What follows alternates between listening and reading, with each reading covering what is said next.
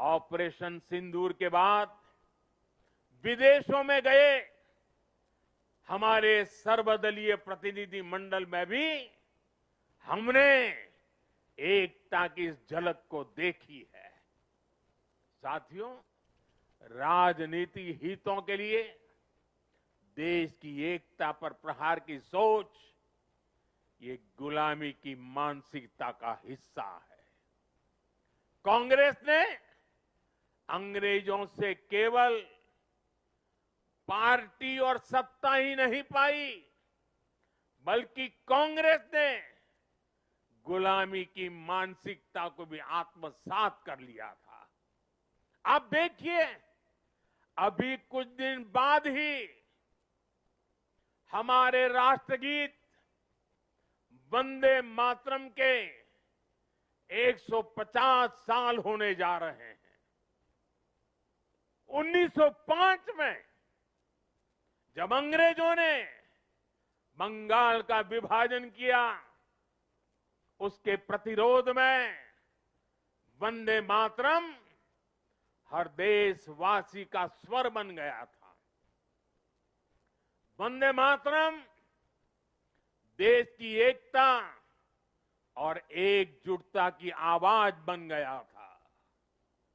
अंग्रेजों ने वंदे मातरम बोलने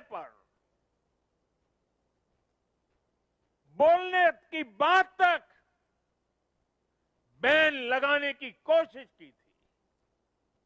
अंग्रेज इस कोशिश में कभी भी कामयाब नहीं हो पाए। कई हिंदुस्तान के कोने से वंदे मातरम का नारा गुंजता ही रहा। लेकिन जो काम अंग्रेज नहीं कर पाए, वो काम कांग्रेस ने कर दिया। कांग्रेस ने मजहबी आधार पर वंदे मातरम के एक हिस्से को ही हटा दिया। यानी कांग्रेस ने समाज को भी बांटा और अंग्रेजों के एजेंडे को भी आगे बढ़ाया। और मैं आज एक बात बहुत जिम्मेदारी से कह रहा हूं, जिस दिन कांग्रेस ने वंदे मातरम को तोड़ने का, काटने का, विभाजित करने का फैसला लिया था, उसी दिन कांग्रेस ने भारत के विभाजन की नींव डाल दी थी। कांग्रेस ने वो पाप नहीं किया होता तो आज भारत की तस्वीर कुछ और होती। साथियों, उस समय सरकार में बैठे लोगों की ऐसी सोच के कारण ही देश ने इतने दशकों तक गुलामी के प्रतीकों को भी ढोया। आप याद करिए, हमारी नेवी के झंडे से गुलामी का निशाना, गुलामी का निशान तब उतरा जब आपने हमें देश की सेवा करने का अवसर दिया, हमारी सरकार आई। राजपथ कर्तव्य पथ तब बना जब हमने ये बदलाव किया। आजादी की लड़ाई में क्रांतिकारियों के बलिदानों का स्थान अंडमान की सेल्यूलर जेल, उसे राष्ट्रीय स्मारक का दर्जा तब मिल पाया था जब मोरारजी भाई देसाई की सरकार आई थी।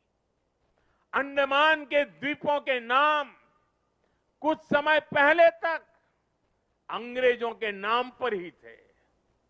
हमने ये नाम नेताजी सुभाष के नाम पर रखे। कई द्वीपों को परमवीर चक्र विजेताओं का नाम दिया। इंडिया गेट पर भी हमने नेताजी सुभाष की प्रतिमा लगाई। साथियों, देश की सुरक्षा में शहीद हुए जवानों तक को गुलामी की मानसिकता के कारण सही सम्मान नहीं मिलता था। हमने नेशनल वॉर मेमोरियल की स्थापना कर उन स्मृतियों को अमर बनाया।